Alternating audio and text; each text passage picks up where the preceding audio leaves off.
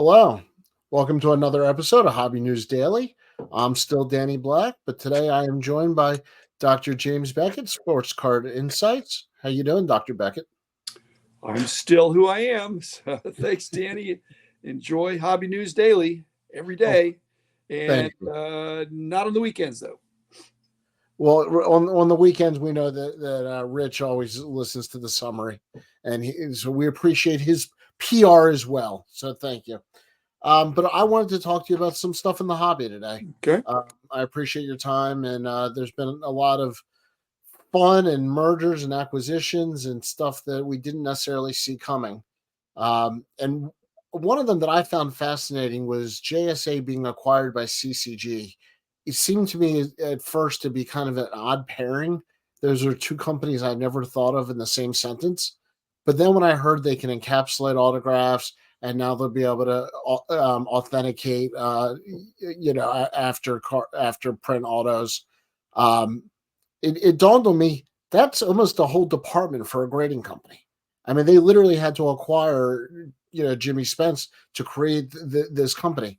So it made me wonder when you had Beckett in BGS, what were those conversations? I mean, how seriously did you take whether or not you would even grade the autographs, and what was that process kind of like?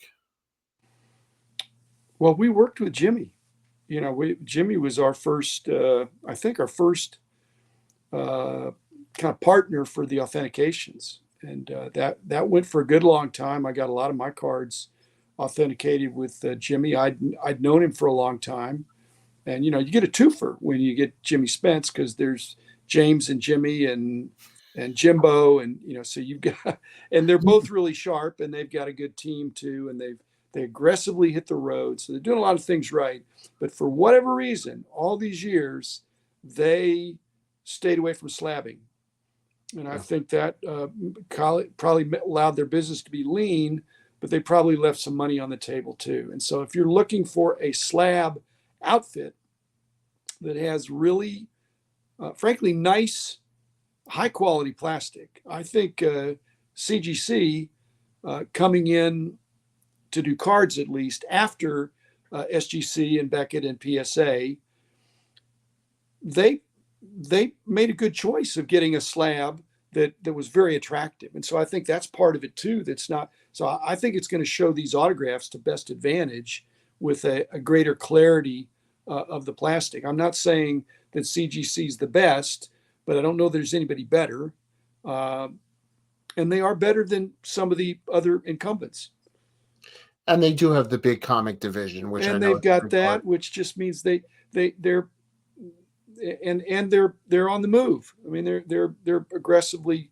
Every year they've had some kind of a new initiative, and this is their initiative for 2024. And I think it's going to be. I'm hoping it's going to be really good. I did talk to Jimmy, the dad, not the son, but I have talked to the son. But the dad, the son will still for sure be day to day and extremely involved, and probably the rest of their team. And I think that Jimmy, the dad, my contemporary kind of, he's going to be a little more advisory and more senior to pick his spots. He's good at bringing in the business and all that, but I don't know that he's going to be doing as much day to day autograph verifications and authentications. But they've one of the other things that I know from my corporate days is that people get nervous when there's mergers and acquisitions because they think maybe heads are going to roll.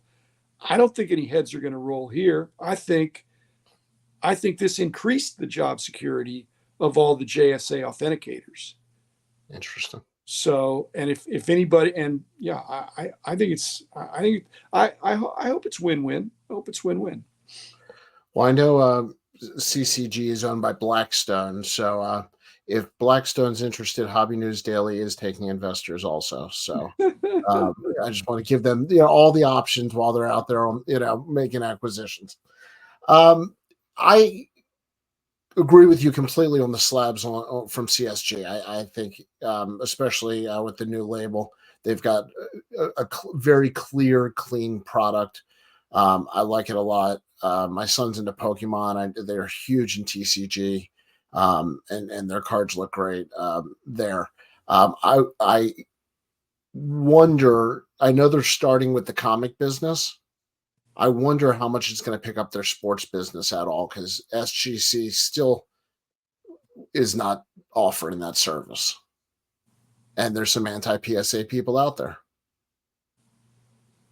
Oh no, which are you talking about comics? What is No, what? no, no. I wonder if it'll pick up the sports card business for CSG at all, because there are some anti PSA people, and SGC doesn't Oh, offer it. well, we'll see. I mean, like I said, I think there's some there's lots of choices, and CGC coming in. They're the last, not last one in, because Tag now is, for modern cards is doing stuff. So it's, you can get into the business, but it's I don't think they're discouraged. I think they're doing great on the TCGs, and on the sports.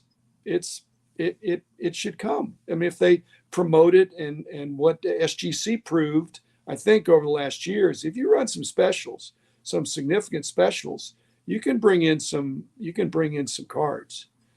And Yeah, so I think they'll all be doing that, Danny. But I mean, it's still a marathon. I mean, there's still a lot of grading to be done. There's a lot of cards out there. Uh, there's old cards and new cards. So I think CGC, even JSA, with it's all, not all their business is new stuff as well as old stuff. yeah.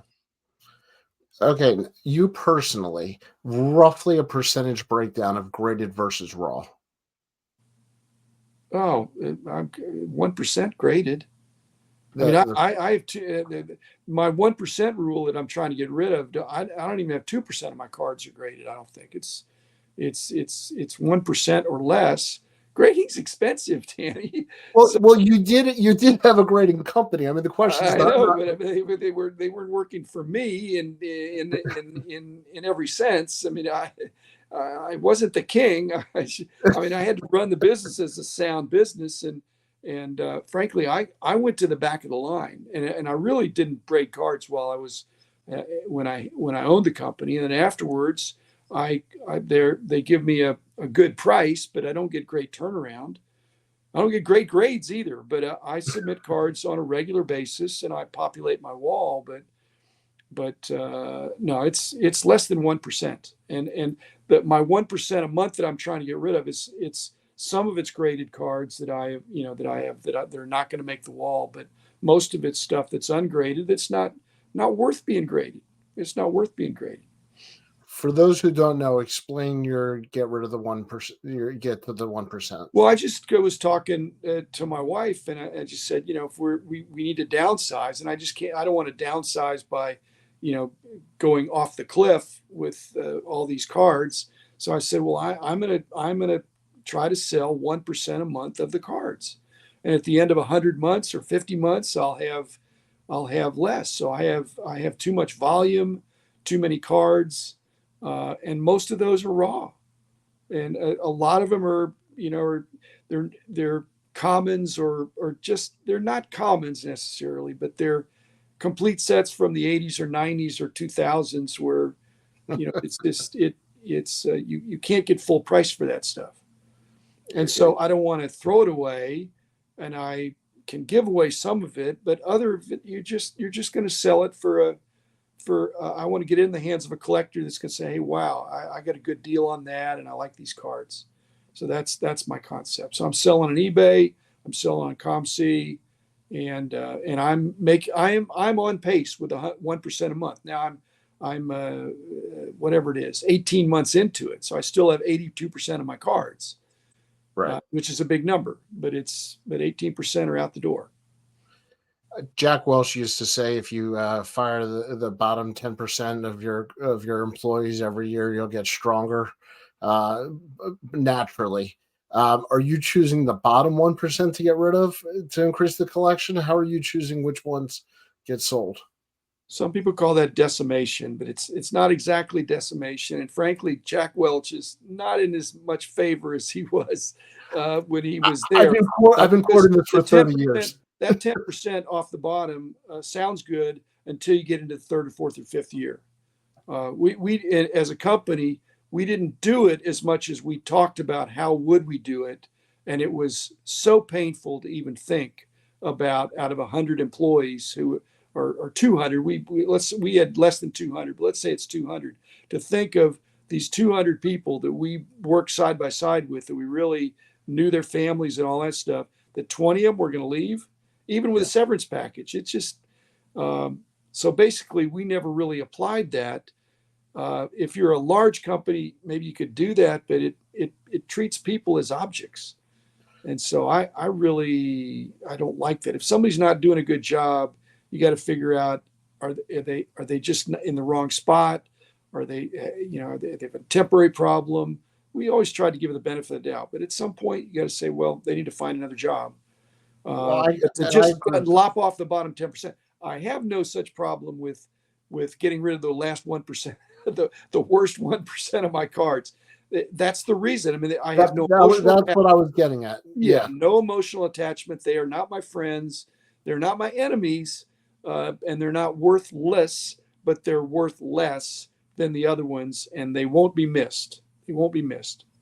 Does every month therefore get harder?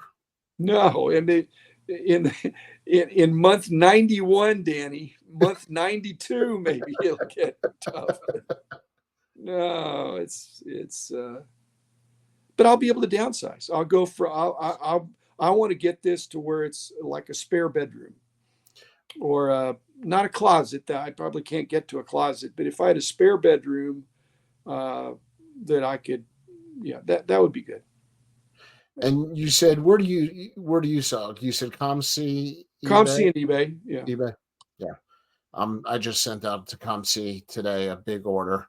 Um, I very much like the turning on and turning off during the Well, season. Um, I actively manage it a little bit more than some people. I don't know if that's better or worse, because if I knew how to make money flipping cards, I should be doing that full time. Um, but anyway, okay. So moving forward, uh, how do you deal with people looking at you as Beckett when you've sold the company years ago and they still want you to answer for it? well, I mean, should I take it as a compliment that I'm still relevant? Yeah. I, Well, yes, I, absolutely. frankly, Danny, I'd love to be able to help them, and in some cases, I can. Outside the chain of command, I can explain that it isn't as simple as what you think, and take a deep breath. They're not trying to make trouble for you, but it's not as simple as you think. And occasionally, I can talk to somebody at the company and say, "Hey, can you look into this?" But I try to not step on people's toes. And a lot of these things are misunderstandings, and my former company really needs to get better with marketing and PR communications, and that would help. I think there's a misunderstanding on the complexity of grading. I saw a comment in one of our shows, and the comment was, "I don't understand why we trust minimum wage employees to grade our cards." Um, are graders minimum wage employees? I'm not going to disclose. Let's just say there are many multiples of there would be. Uh, yeah. Well, let's just put it this way. There are graders that make six figures. Okay, The I just want. entry I just level want. is not Yeah, that high, but they can make a good living. Now it's a hard job, not to do it for one day, but to do it every day, and then when you get backed up, do you really want overtime, even at time and a half? Uh, but no, it's a good career if you're well suited for it, and it's kind of a sure thing. It's a great job. If you're a good grader, you can get a job. You can do your own cards as well as grade for somebody. And I don't think if you were trained by SGC, then you'd be tainted for PSA or Beckett or CGC or anybody. No, I think you'd be. Uh, there's not a lot of retraining if you went from one grading company to another. There's some differences, but nothing that would disqualify somebody in my mind. Now, I never believed in poaching other employees. I don't want to. I'd rather we grew our own. which is pretty much almost always what we did. But they wouldn't have to unlearn. I mean, you either can grade, you can either see the defects or you can't. And part of the grading system is evaluating the extent of the defect. First, you've got to see it, and then you got to say, well, this is a major defect or a minor defect. And we had a whole big giant table of that when we got started because we weren't going to copy, but we had to start from scratch. You kind of hinted at it. Everybody believes that there's differences in the grading companies and what they focus on. Certain companies like centering better, or certain companies like corners better, and this is some of the talk that's out there. Can you talk about the distribution of grading? Beckett, had the subgrades. Were those balanced equally? Was that always the theory, or was there times where of companies that favor one over the other in a part of grading? No, they all of them favor one over the other in some manner. It's more complicated than that. We had a whole big matrix of all these things. So first of all, just being able to evaluate the subgrades, uh, they all do that implicitly. We were the first ones really to kind of explicitly say this is what we see, and then we had and it wasn't an average of the four subgrades. It was there was a it wasn't a formula, but there was a table. Let's put it that way. And so Uh-huh. you look at the table, and it was you could computerize it after a while, so the computer would automatically do it. But it had to be populated based on if it's you know this centering, this corners, this edges, this surface. 9998 turns into an 8.5, let's say, whatever it is. Okay, but we had that for every whatever it is, 10 to the fourth power. Actually, 20 to the fourth power because you've got half grades too. Right. So you're in a situation where you could, but some of them are pretty obvious of what it is. Um, but with respect to other graders, grading companies, even within the same thing, within the same company, it would not shock me if two graders, even two senior graders, came up with a card that they could be off by a half point. I wouldn't lose a lot of sleep over that. If a card was at BGS was a 9 and it was an 8.5 at PSA, or you know off by half point, I don't. To me, that's the only one that doesn't do that is tag, because Right. tag is built for consistency because the computer's doing that. But consistency to me is not the number one virtue, that you get the same thing every time. I want to get the right thing, and Interesting. basically, and I'd like to get the best grade. And if a certain company gives more lenience in their kind of matrix for centering, and I've got a 70/30 card, I'm going to send it to that grader that doesn't think centering, that is still allowing for a really good grade for that, and not going to. And BGS loses out in some of those discussions because they're going to tell it like it is to the fourth power. They're going to tell it like it is for all four of those things. But they're all doing it. And the weighting, we didn't copy anybody's weighting. We tried to figure out what is the industry value. And it's just like exactly when I talk to the tag guys, it's exactly what they tried to do. How does the industry look at grading? And then how can we develop metrics and standards that reflect grades that people will have come to accept? But Is a half there point either way. is there an easy answer on what's the number one for the public? Centering, corners, surface, edges. No, I mean I've had episodes about that, Danny. You could interview a lot of people, and you get. Has anybody ever said edges are the most important? I don't know that edges has ever come in first. Okay, but Only when they're cut. surface is really important to some people, and the clarity of the image, uh, and corners are a big deal to some, but not others. And centering is a huge deal to some, and not others. So I just don't. There's no lobby for edges. I don't think. That's fair. I'm a surface centering person. What's important to you? I think centering is a big deal. I'm an arm's length uh, grader. Yep. If I look at it from 18 inches away, I can tell if it's off centered. I can't tell very well if the surface is hairline crease or if the corners are slightly dinged. But I can see if it's miscut or off centered. That's that's an interesting way to look at it. Okay. Dr. Beckett, I try to keep these to 20 minutes because, as you know, people stop listening about 12 minutes.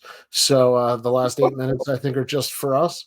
But Here I've been doing 15 minutes. I better cut it to 12. Thanks to you, Danny. Gee, thought I was doing good.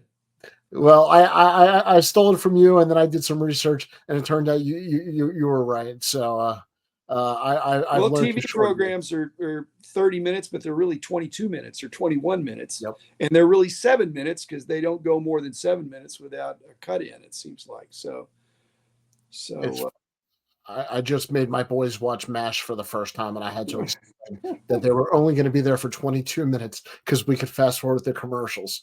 Yeah. So, all right, Dr. James Beckett, Sports Card Insights. Thank you very much for being here. appreciate it, Danny. Keep up the good work. I appreciate you. To everybody else, thanks for watching. We'll see you next time on Hobby News Daily. Take care.